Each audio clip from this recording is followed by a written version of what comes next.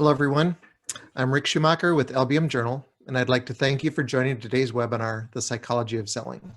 I'll be joined in a couple of minutes by our guest expert, Master Sales Trainer and Consultant, Rick Davis. Before we begin, I hope that you, your families, and your colleagues are staying safe and healthy during these very strange times.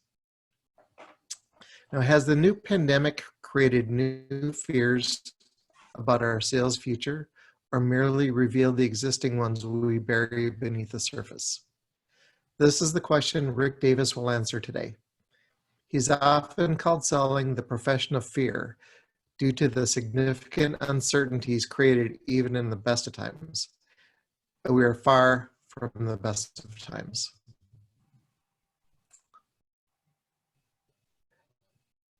In today's webinar, you'll gain insights into the deep psychological challenges of the sales profession and learn simple methods to conquer those fears. Rick's presentation will illustrate for you how to sell courageously regardless of market conditions and customer demands while facing constant nagging and sometimes irrational pressure to produce. By the way, nearly 1,000 LBM pros registered for today's webinar, which shows how strong the demand is for Rick's insights. I want to thank Rick Davis for taking time today to make this happen. And on the off chance you're unfamiliar with our guest consultant to the construction products industry, along with his work as a contributing sales editor to LBM Journal, Rick is best known for his presentations. He's given more than 1,000, and his books, Sales Economics and the Sales Secret. His robust new online learning platform is the latest more at buildingleaders.com, or you can email Rick at rickdavis@buildingleaders.com. A couple of details before we get to We Can't Hear You. If you're having technical issues, we'll work to address any technical questions in real time. The Q&A button at the bottom of the screen, and he'll address as many questions as possible after the presentation. We expect to be finished in about 30 to 40 minutes. We are recording this webinar, and we'll send a link of the recording to everybody who registered. It will also be posted on lbmjournal.com. And lastly, I'd like to thank Epicor for sponsoring today's webinar. Including this one, Epicor has now sponsored 7 webinars with us in 2020, the majority of which have taken place since COVID-19 has essentially turned our world upside down. The fact that Epicor is sponsoring content which has nothing to do with their software shows that they're invested in your success. And with that, I turn it over to Rick Davis. Thank you, sir. We had one comment that sound was going in and out. Can you hear me okay right now? We're good to go? Yeah, I can hear you. Excellent. Well, thanks for having me, Rick, and thank you all for coming. We at the LBM Journal are really trying to do something to help in these tough times. One of the things that I'm observing is that there's a lot of anxiousness for people out there. They are nervous about the future. They're nervous what's going to happen. I hear claims that the world is never going to be the same. Well, I could have said that to you before COVID. I could have said that to you 5 years ago. The world keeps evolving, and that was something I talked about last time, and how we can cope with this evolving world, and what we can do. Now what I want to talk about is how you can think. Rick said it. I have often called selling the profession of fear, and the reason I feel that is that it really violates, in my opinion, everything we know about becoming a stable, spiritual, fulfilled, self-actualized human being.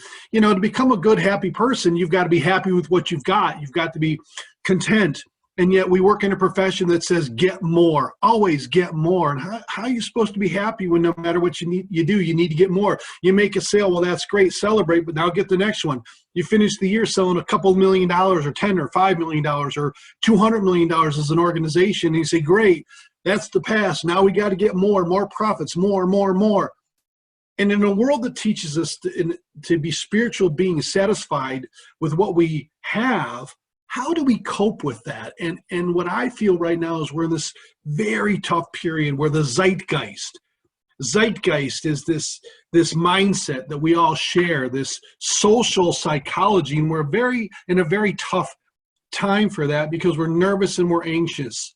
And last time I spoke about the word crisis. And I talked about how it's the way we perceive events that determines how we're going to react. And you can look at today's events and say, look, this is a very dangerous time, or there's an opportunity in this. I, for one, am going to look back on the time of COVID, in spite of the fact that I lost my mother, in spite of the fact that to COVID, and in spite of the fact that I know another 10 people that have died from this horrible disease. I'm going to look back on this and find this to be one of the most productive opportunities in my career. That doesn't mean it was a good thing for everybody that this happened, but I'm just saying how we adapt to these situations says a lot about this.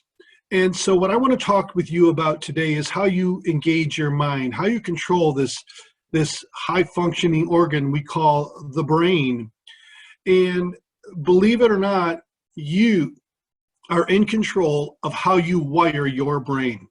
I've done research reading the work of a guy named David Schwartzman, who wrote the book called Neuroplasticity, Sharon Begley, Begley, Sharon Begley, who wrote the book Change Your Mind, Change Your Brain, and how literally research has proven that your thought patterns can rewire your brain to make you a happier, more productive, more effective person in your life. And that's what I want to talk with you about today. Before I go on, I'll open with some other ideas. And the first one I want to get across is that you behave what you believe. What Begley did in her research, or trailing the research of a University of Wisconsin PhD, they did a study, and the study followed the Buddhist monks in Tibet. And they put some electrodes up to their brain, and they wanted to see something. They wanted to see, are their brains different? And they found out their brains are, in fact, different. That the front right cortex of their brain fires differently than most human beings. And they found out that when these Tibetan monks went into deep meditation, compassion meditation, what they found out is their brain really fired in the frontal cortical region of their brain, and that's taught them something.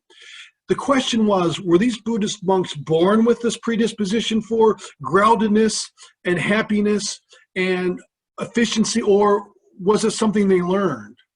So what the research scientist did was he took a group of his students from the University of Wisconsin, and he taught them compassion meditation. And you know what they discovered?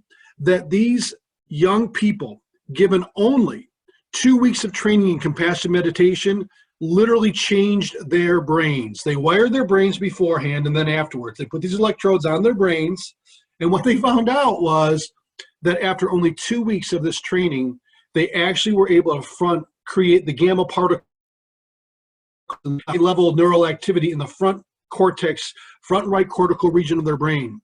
This is important because it's this portion of your brain that enables you to create positive energy, positive vibes, change in emotion, create a better future for yourself. This all happens in the neocortex, the front part of your brain, and you can control that. And so anybody on this call who's seen me speak before is likely to have seen me talk at one point about the power of beliefs. Our beliefs shape the way we behave. So if you think your market is tough, then it is. Everywhere I go in the United States of America, people say, man, my market's the toughest in the country. And I'm like, yeah, I get that. And my conclusion is the toughest market is the one I happen to be in any day, because everybody thinks their market's the toughest, because they say that the competition is tougher there. And I don't understand how tough it is, the price-wise. The buyers are not as loyal there. And as I would argue, the buyers are as loyal as you believe them to be. See, life is a self-fulfilling prophecy. And my argument is that you need to create the abundance that's going to help you succeed in your career. This is really the difference between success and failure. One of the things that I've observed for years in my career is people say, what do you think the market's going to do? I don't know. Right now, I'm nervous. I think the market's going to go down a little bit, but maybe it's going to go up. We published this morning in the LBM journal that builders are optimistic, Rick. That was a nice thing, right? The builder sentiment's pretty high, and they're pretty happy, so that's a good thing. But we don't know. I said this last time, you prepare for the worst and you hope for the best. You can't change the whole conditions around you. You can only change your response to them. This is the opportunity in a crisis. So I say the best way to create success in your career is to get out there and do what you can do. And because this is a profession of fear, because it's always about what's going on outside of us that creates this anxiety, the answer is to shift what goes on inside of you. And so my belief is that you need to recognize that if your whole fear of what's happening outside of you, you're going to feel victimized by the circumstances around you. But the moment you change your thought process and your thought patterns to say, no, I'm in control of what I can do within these circumstances, you power happiness instantly in your brain. So the first thing I think you need to do to change your beliefs and to create an opportunity for yourself is to recognize that abundance is something that doesn't happen out in the world. It's something that happens between your own two ears. I've shared this many times in my career, and I've lived by this. The real power is in how we perceive the market and our opportunities in the market. My example of this is the preconceived notions we have when it comes to scarcity versus abundance. Scarcity is not really something that happens in the market. It's something that you feel. And let me give you an example of that. Today, at most of your locations in the construction products industry, and I know there's a few people outside the industry on the call today, somebody's going to call your branch and they're going to ask on a product, on a 2x4, on a piece of decking, on a window, on a product. They're going to ask for a price from the inside sales representative at the location. And you know what the inside sales rep's going to think to themselves, or the salesman's going to think to themselves as soon as they get that question? They're going to think, uh-oh, where do I need to be? Who's my competition? Where's this person shopping? How low do I have to go? And what's just happened there, and you all know this is true, what's just happened there is somewhere inside, a sales rep had an internal negotiation. They're trying to figure out, what price do I need to be at in order to get this sale? See the fear in my eyes? See the anxiety that I'm creating right now? Because I want to make sure I get this order. You know what they didn't stop and think? That they weren't negotiating. They weren't calling to say, how cheaply can I buy this from you? How competitive will you be? They're just asking the price so they can place an order. Don't you do that? How much is this carton of milk? Oh, I'll buy this carton of milk. See, we automatically presume that people are negotiating with us.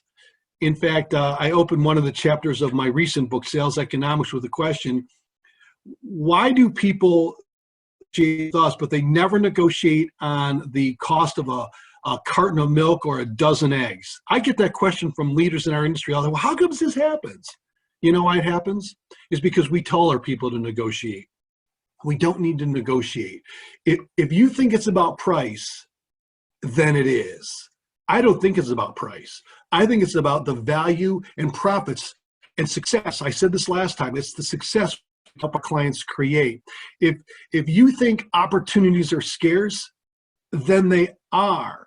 I don't think opportunities are scarce. I think there's a lot of opportunity out there for success and growth. And if you think that you are a commodity, then you are. And people say, well, our product's a commodity. Everything's a commodity if it's a product. I like to talk about lumber as something that's hardly a commodity. Lumber is a commodity when it comes off the rail car and gets dropped in your yard. At that moment, it is no longer a commodity, because in order for that commodity, that product to get successfully installed on a job site, it means that somebody has to do a takeoff, somebody has to get the order right, somebody has to schedule the delivery properly. A lot of stuff has to happen. And the difference between success and failure, your clients, has nothing to do with the commodity and everything to do with you. I can get that commodity from a lot of places, but what I can't get from a lot of places is you. So when you talk about your product being a commodity, I want you to change that thought pattern right now and recognize this powerful truth. You're not talking about the product as a commodity. You're talking about yourself as a commodity. You're not a commodity. You are a precious resource that helps your customers succeed. I've shared this, and I want this to sink in for all of you. Getting your price is a matter of self-esteem. Either You're worth or you're not. And the only way for you to find out is to try to get the price you're worth. One of my mantras in my career, for those of you that are regular consumers of my tips, I send out regular tips, business tips, and I also share this in almost every seminar I deliver. This is a law of selling. You will never know the joy, power, and satisfaction of holding your price and winning a sale until you have held your price and lost one. I want you to think about that for a minute. That seems ridiculous, right? It's true. The only way you can raise your pricing, the only way you can raise your value is to actually be willing to lose a sale. Because if your first instinct, every time somebody says, hey, can you do a little bit better? And your first instinct is to say, well, let me see what I can do. You'll never know if you can get exactly, not what the product is worth, not what the company is worth, but what you are worth.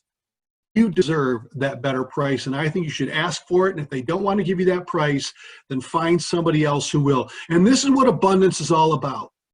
It's about networking. And when I say abundance is what happens between your own two ears, it's because you are not talking to enough people. When you let your work and you don't have enough opportunities, guess what? You're going to feel beholden to the combative negotiator every time. But when you're networking and talking to a lot of people, then guess what?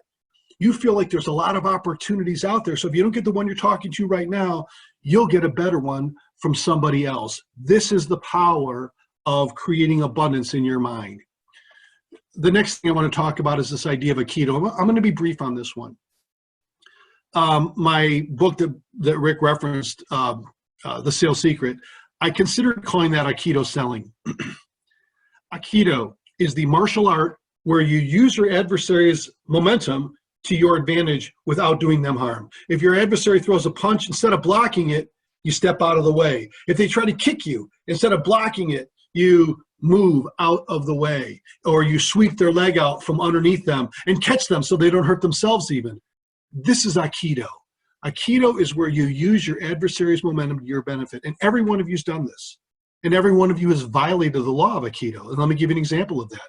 To me, sales Aikido is the idea that when your customer negotiates with you, you can fight and combat and all that other stuff, or you can say, well, maybe I'm not for you. And people think, wow, are you crazy? But that's the way to go. Let me give you an example in the real world how you do this every day. A customer comes to you and they complain that your service was bad. They're really mad at you.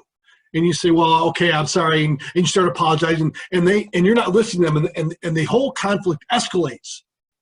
Or sometimes somebody starts yelling at you on the phone and you let them yell and vent and you don't interrupt them at all. And after 2 minutes, they get tired out and then they get embarrassed and then they apologize. And then they say, you know, I'm really sorry for yelling, but if you guys could just do X. And you know what X is? X is a whole lot less than you thought you were going to have to do. Stop fighting. Use Aikido. Calm yourself in the face of business situations. How does this apply to selling? We do a lot of bidding in our business. And I say, stop bidding and start proposing. I use the term offer with my customers all the time. I still think I have customers that are stunned when they tell me, well, Rick, this, that, and the other, we're not sure we're fit, blah, blah, blah, blah, blah. And I say, well, you probably know best. And they say, what? I say, if I'm not a fit, I can respect that. I'm not a fit for everybody. You should find somebody who is. Two things happen there. Number one, they pause and they think, well, wait a minute. This guy's pretty comfortable not doing business with us, and you should feel the same way, because that creates energy. When you step back from people and you pull back from them, you know what they do? They come in closer because it's mysterious to them. That's kind of weird. The other thing I want you to get from Aikido selling is the idea that when you hear the answer is no, it's not no. It's not now. I want you to commit to this thought for the rest of your career.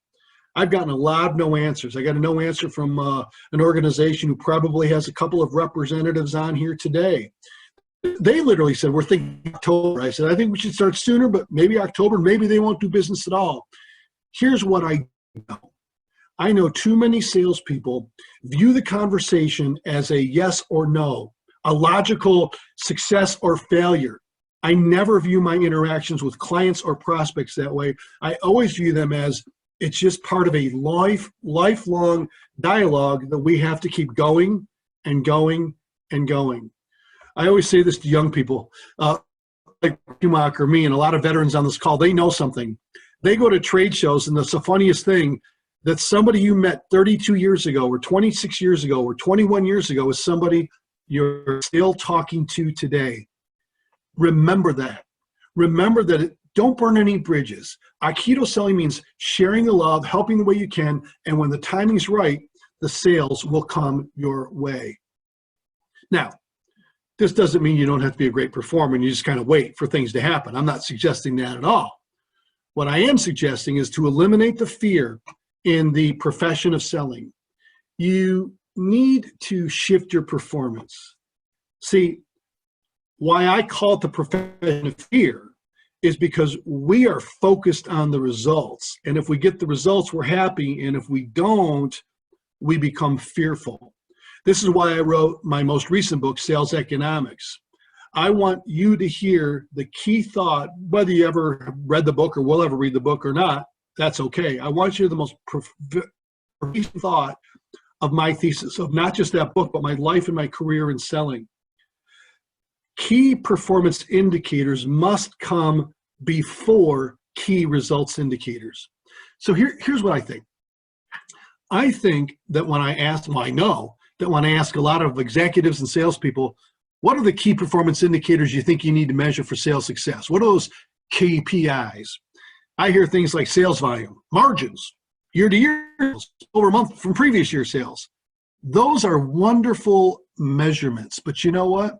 Those measurements are measurements of success after the fact. If you want to eliminate the fear in your career, you've got to measure the performance. And let me give you my metaphor I use all the time on this one. If you want to lose weight, you can stand on the scale every day and hope that the pounds magically melt away. And if you're like me, during the COVID times, we're doing a lot of baking and we're eating a lot of sugar and we're sitting around a lot. And guess what? The pounds aren't magically melting away at all, are they? No, we need to do something. If you want to lose weight, you've got to measure your calories. You've got to go on the keto diet, the Miami Beach diet. You got to join Weight Watchers. And every one of these programs work. They work if the performer sticks to the game plan. If the performer doesn't stick to the game plan, they don't work. They all work because they give you a performance game plan. And it's a performance game plan you don't do once or twice, or you don't do it for a few days. You do for the rest of your life. That's the key. This is how you become great and how you eliminate the fear. Ask anybody you know who has successfully engaged in a long-term weight loss campaign and kept the weight off, and you'll see a confidence in them that is mysterious and exciting and kind of quiet and humble within them, that they know how to do it because they've been through a process and they've changed their lifestyle completely. I'm not here to talk to you about weight loss today. I'm here to talk to you about sales success and how you can change your game plan to create this internal confidence and humility and game plan for long-term success. It means building the proficiencies and the skills that will enable you to succeed. It means measuring the right key performance indicators. See, we measure what I like to call KRIs.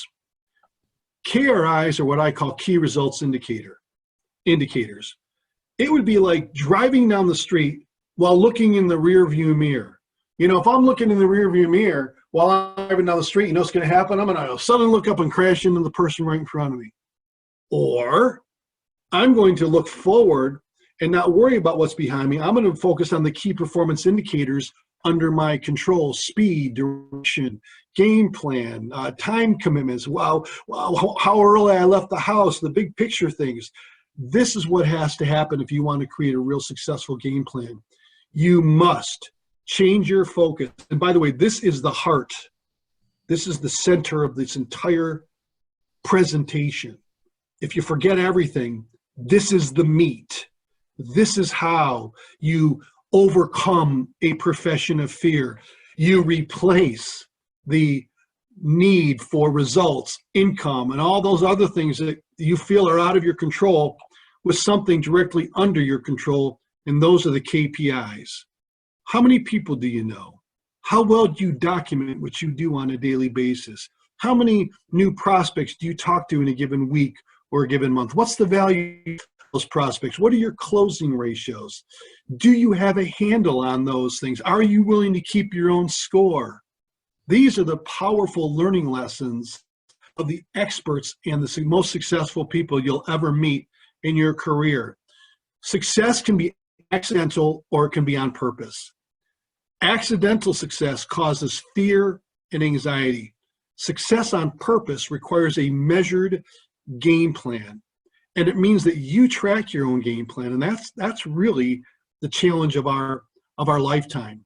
I'm going to take an extra minute. I want to share a quick story I've shared before. I really like one. The great golfer Bobby Jones lost the U.S. Open in 1925. He was playing in Massachusetts, and Bobby Jones is one of the greatest golfers who ever lived. But the rest of the story is interesting. In the first round, around the middle of the round, Bobby Jones went to address his ball, which means he stood over his ball and got ready to hit it. Before he even touched the ball, before anything happened, the ball moved slightly. And Bobby Jones called a penalty on himself. If you saw the movie Bagger Vance, that was what happened in Bagger Vance, although they didn't attribute this moment to the real guy who did it, which was Bobby Jones himself. In reality, he called a penalty on himself. The judges said, I don't think so, Bobby. It didn't look like it moved to me. He said, no, the ball moved. His competitor said, Bobby, I don't think you need to suggest a penalty. Bobby Jones said, no, the ball moved. It's a penalty, and he assessed himself a one-stroke penalty. Well, guess what? Bobby Jones tied for the championship at the end of regulation and lost in a playoff to the Scotsman, Willie McFarland. Had Bobby Jones not called that penalty on himself, he would have won the U.S. Open, the greatest, most prestigious golf tournament in existence at the time. Afterwards, people heaped praise on Bobby Jones, and they said, wow, Bobby, what a great act of honor. What a wonderful thing. Bobby Jones said, please, you might as well just praise me for not robbing a bank. Golf is a game where you call penalties on yourself. Golf is a game where you keep your own score. I think selling is a game of honor. And I think if you want to be great at it, you take your emphasis off the key results and you start focusing on how hard you're working. You measure that performance. And when you do that, you'll get the fear because you'll give yourself exactly what you need to succeed. And you do it over and over and over again. I put a word up there. It's called perseveration. Psychologists like that word. They call it perseveration. They say he's perseverating. It's obsessing, right? It can be a negative thing to psychologists. To me, perseveration means focus. It means compulsion about doing the right thing to succeed. It means doing it over and over and over again. If you've been to one of my classes, you've heard me say the same thing over and over again. I think I said it on the last call. If you want to prospect and you want to get your first meeting with somebody you've never done business with, don't call them up to deliver a price. Don't call them up to bid on a project they have coming up. Call them to help. Use these words. I'm contacting you to see who might be a fit for your organization. That's Aikido. I'm contacting you to understand your business. I'm contacting you not to become your supplier today because you probably have a good one, but to be your first choice of suppliers when things go wrong with your existing one. These are phrases that I've used over and over and over again, and I've taught thousands of people, probably tens of thousands of people, these phrases, and they work. And I don't change them because I perseverated over them, and I know they work. This is one of hundreds of tactics that I've pursued in my life over. I bring them to the forefront of my consciousness, and that's what I want you to do. I want you to perseverate over the things that you can do that will work for you. I lost a lot of weight a few years ago. I did my first long distance endurance athletic championship or challenge, not championship. I'm a participant. I'm a millennial. I get a medal for finishing no matter what I do. But I learned a lot from those experiences. And what I learned is that success is boring. See, nobody tells you that. They think success is an exciting moment that happens. No, success is boring. Success is what happens when you're busy sticking to a game plan. You don't notice it at the moment because you're doing what you're supposed to do. It's what happens when you keep busy sticking to a plan. So my last thought as we close this out is for you to be willing, for you to be neutral. I think one of the things that happen in our society, in our collective zeitgeist, is everybody's arguing. COVID is a good example of that. I'm not taking a position on this one. Should we be in isolation or should we do business as usual? Is it a violation of our civil rights or is it not? I can argue both sides of every one of those arguments. But you see people passionately advocating for their own personal beliefs. I'll give you an example. That some people say it's a violation of their civil rights to have to wear a mask in public. And I say, okay, I agree with that. It is a violation of your civil rights if you perceive it that way, and it's an intrusion. Conversely, I say, gee, do you think you should be allowed to smoke on a plane? Is that a violation of your civil rights, or should you share the space? Gee, why do we wear seatbelts? Is it because it's the law, or because, I can argue both sides of everyone. I can argue why we should be in isolation. I'm in Chicago. I can also tell you that I know a lot of people that are struggling and need to get back to work. I'm not taking a position. You either side. I'm not here to talk about society and what we should be doing. I'm not an expert on that. I'm no health expert. I'm no political expert. I'm a sales expert. And I can tell you that if you want to be great at sales, you need to open your heart and your mind. And you need to be thinking about not defending what a great performer you are, but actually analyzing your performance and seeing how you can get better every day. I stand by this quote. I put it on the screen right now. It's my favorite quote I've ever heard. It's by Lao Tzu. He's the father of Taoism, or Confucius. He was a Confucius guy, or I don't know who came first, him or Confucius.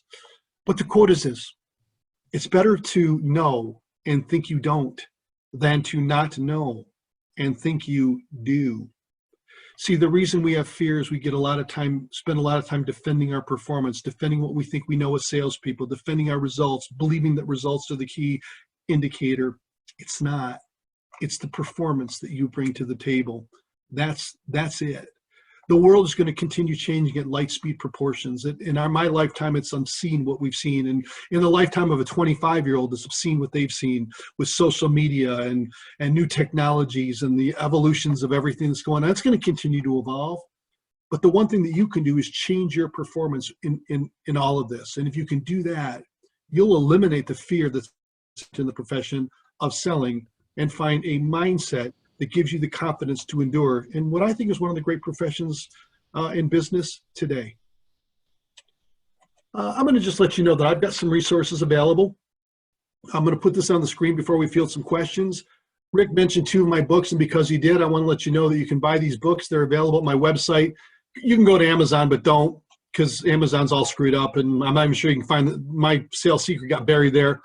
And also, for those of you that did this last time, I'm grateful. I hope you've enjoyed it. If you haven't, we're going to keep the free service available for a selected group of modules on my online learning platform. We've got 10 modules that will be available to you for free learning. Good stuff, the customer experience, how to avoid the bid process.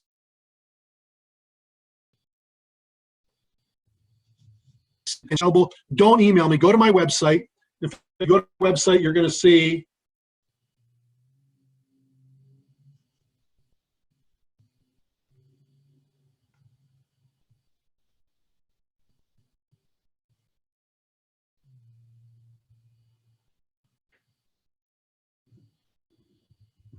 Okay, Rick, you're kind of locked. You're locked up here on my screen. I'm not sure. Maybe your internet just went out for a minute. But while we're waiting for Rick to come back, the books that he mentioned, The Sales Secret and the and Sales Economics, are both excellent. Oh, here, Rick's screen is back now, but Rick is still frozen. Oh, I got lost for a second. Am I here? Yep, now you're back. Oh, wow, that was weird. What timing? Do you have any questions you want to get to before we move on? Let's see. Yeah, we actually had a couple. I was just saying about when just before you disappeared, you were showing your books and your mental health special for your online learning platform. Can you go over that learning platform thing again real quick? Yes, I will. Thank you for asking. For those of you that don't know, I've been working on this for a number of years, and right now we've got about 140 modules up there on our platform. We're offering 10 for free. But this is a platform for individuals that want to be very sharp in their career. And for a little more than the price of cable TV, we'll get you signed up for a year. For organizations, we price this very competitively. For organizations that want to track the performance of their salespeople, assign courses, have a curriculum available for your team, load up your own content. We've created a platform that enables you to do that, and we would love to talk with you about that. And thank you for asking, Rick. Yeah. And I have seen I got a sneak peek of the platform, and it's really good. I know there are other online learning platforms for our industry, and I've seen them, and this one by far is the one. You need to check it out. And the fact that you can check it out for free makes it kind of a no-brainer. So Rick, thank you for making this available to our people. Thank you. Thank you. Okay, we have a few questions. We have a really good one to start with here. Do you think we should be lowering our margins during this time of uncertainty to try to entice our end customer to take the leap into a sale? The alternative would be to move them into a lower priced product, but I feel like I should still be trying to sell premium products at a more discounted rate. My answer never wavers on this subject. I have been told by salespeople that they need to negotiate in times of abundance, in times of scarcity. Thank you for this question, because it's one of those internal things. I feel like I've got to do something. No, what you need to do is help your customer profit. So sell the total cost of doing business. How many deliveries can you reduce? How much more efficiency can you help them create on the job? How can you help them take those premium products? And I love you saying that, whoever asked that question. How can you help them take those premium products and resell them to their clients to show they're getting more value? I'm not going to mention any product by name, but there's some premium products in our industry that by association infer that the builder or remodeler has a higher value of quality than their competitors. So now I say, don't reduce your margins if you can avoid it. That shouldn't be your first instinct. Your first instinct should be to show how your customers, how they can profit better, and how they can do so by either reducing their costs, total costs in the job, or increasing their margins themselves by using premium products. Good answer. Thank you. Okay, Rick, what do you feel is the most detrimental mistake salespeople make in not closing the sale? I think they move too fast. My book, The Sales Secret, I'm going to give you the secret, so I hope you still buy it one day or read it, but the secret is closing is incremental. Closing is timing. We have this false belief that we're supposed to be able to close deals. In fact, I'm going to give you a little hint. My next webinar that we'll do with the LBM Journal in a month or so is going to be on leadership. Leaders and salespeople think we're supposed to conquer and close. I say we're supposed to open and help. And I think the biggest mistake we make starts here, where we expect to get the deal instead of accepting the fact this is Aikido. Accept the fact that you don't get to close every deal. So our biggest mistake is the expectation we're supposed to be able to control every situation. And then if you release some of that control, and this is the Aikido faith, ironically, you'll close more deals at higher margins. The more you push, this is Aikido, the more you push, the more people push back. Release the tension, and they'll find a way to come to you. All right. Another question. I would like to discuss how companies can demonstrate value during this time. We all want to remain relevant, even with the bigger issue to address, COVID. How can we still communicate the significance of our products and services while being sensitive to COVID-19 concerns? Good. I love that question. Don't just promote your products and services. Promote your love. Promote ideas. I'm not making any money right now. I'm not traveling anywhere. It's not stopping me from helping. And that's what you should be doing. I talked about this last time. One of my examples was a young man on the phone. Their company set on information on the payroll protection program, the PPP, and they shared with their builders ways that they could leverage this. Another sales manager on the East Coast came to me and he said, how can I help my customer figure out how to price their jobs better? I said, I don't know, but I know who does. And I turned him on to a high-end remodeler that was part of a roundtable I've facilitated of high-end remodelers from around the country. And he shared that information. And he got his New England remodeler to talk to this Philadelphia remodeler. And the New England remodeler sent him an email saying, man, that was so much help. That's why I buy from you, even though you're not the cheapest. during these times of COVID is a great opportunity to remind yourself it's not about the product and service you sell, but how well you can help. So shift your focus not just from the products, but any ideas that you have to help your customers become more successful, in addition to helping with the products and services you sell. All right, here's one, and this will probably be our last one. Okay. So what is your plan to do business in the near future since you, and this is about just what you do, Rick, with going out and meeting with people. You used to go out and meet so many people live. How do you connect with new people today? And what will that look like in the near future? Well, first off, I'm amazed how many people I talk to, and I'm fortunate or unfortunate. I know a lot of people, and a lot of people know me, but I spend every day on the phone. I would say more than 3 or 4 hours on the phone like this with somebody, talking to people. And this is what I think everybody should do. I believe we're going to get back to normal. We've been through tough times. People say, well, after 9/11, we had security. Okay, maybe it'll be different. I'm not going to wear a mask for the rest of my life. I'm going to get on airplanes again. I'm going to live fearlessly. I got in an airplane within 2 weeks of 9/11, as soon as we were allowed. I'm not letting anybody stop me, and I'm not going to let this stop me. I do believe we have civil rights and an opportunity to live the life the way we want to.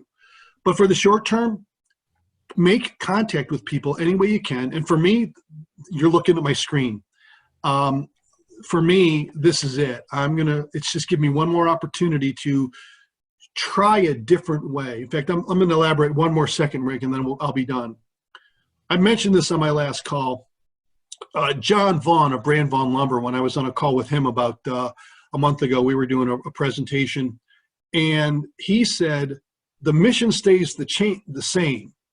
The manner in which we fulfill that mission changes. The mission is to help your customer succeed. The ways we do that will always change. Belly to belly, on the phone, in a text, in a virtual meeting like this. So thank you for whoever asked that question. I'm succeeding because I am leveraging the heck out of online learning, my products like books, phone calls, and touching people on the phone, and without being able to meet people.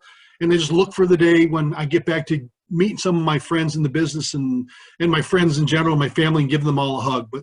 But my answer for all of us is nothing's changed. We still try to help people succeed. We still are here to become leaders in our industry, in our markets, and with our clientele. And the way we do that is just by using the vehicles that are available in the moment. And that's what I'm doing. And that's what I want you to do. That's a great answer and great advice and a great way to close out the webinar. Yeah, right on. Thanks. Thank you, Rick. And thanks everybody for joining. I'm sorry if we didn't get to your question. There was a lot of questions, as there always are with Mr. Davis. But he will be back. We'll be doing another webinar with him in about a month. And so thank you, take care, and stay safe. Goodbye. Thank you all. Bye-bye.